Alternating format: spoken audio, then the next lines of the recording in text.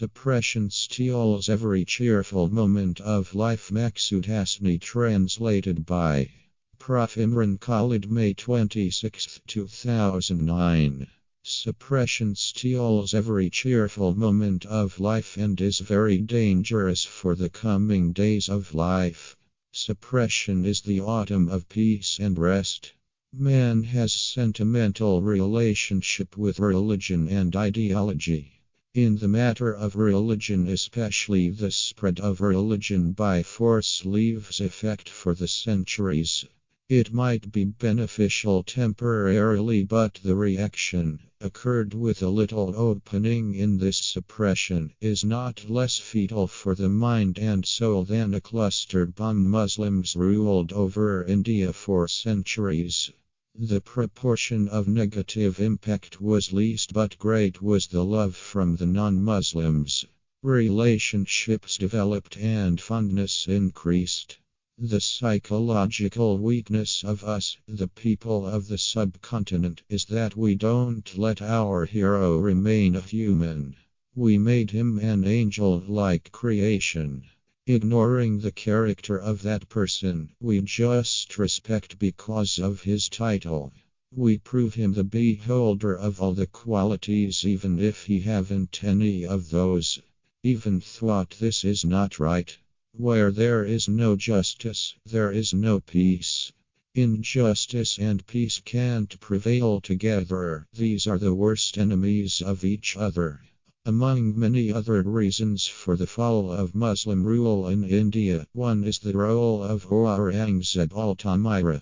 His ineligibility and so-called institutionalization, the downfall. Suppression doesn't work in the matter of religion. Religion works with hearts. If heart doesn't accept something, it can't have deep roots. Religion is not something which can work with personal likes and dislikes. The person mentioned tried to enforce his own perception of Islam. The shadows of that forceful enforcement still don't leave us. Muslims don't permit to point a finger on him or his character because he was a Muslim ruler. These people find qualities of his rule which might haven't known to him and not to his age. The question arises, 1. Whether the condition were to able to prevail a peculiar type Islam, 2. Whether the Muslims were in majority.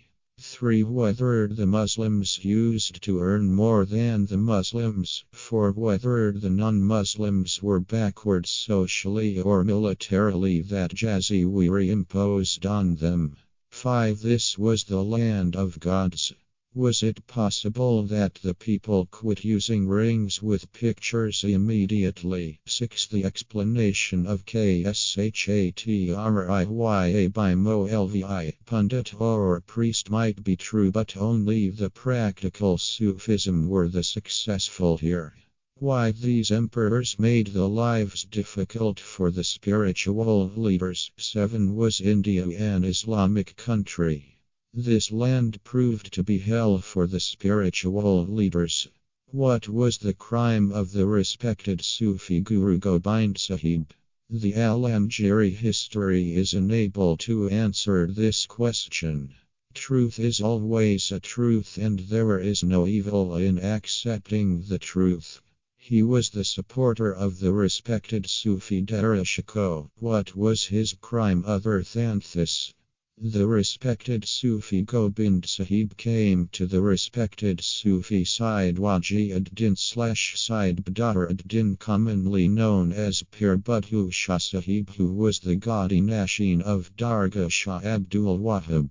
The respected Sufi Sayyid Wajiuddin Sayyid Badruddin, commonly known as Pir Budhu Shah Sahib, helped him for only one purpose. Religion and spiritualism are just like two banks of a river, go along each other but they never meet. Sufi is never out of Sharia, and a person who is out of Sharia or infidel of the Sharia, he can't be a Sufi. The religious leader remains on Sharia but doesn't accept tariqat Sufi Darwish /Bhagat Pir Fakir ruled over the hearts while the religious leaders remained unable to rule even over the bodies. One is the rose and other is the stone.